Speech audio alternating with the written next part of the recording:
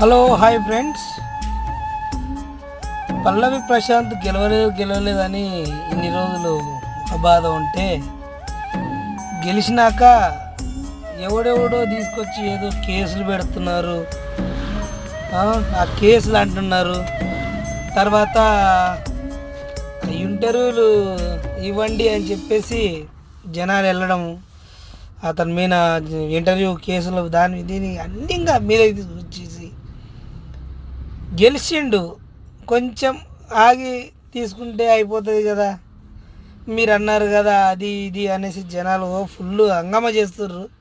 గెలిచినందుకు ఆనందం తెప్పించుకోనియండి, కొన్ని రోజులు ఆనందపడనియండి, ఓ రోజు 2 రోజులు గ్యాప్ ఇవ్వండి.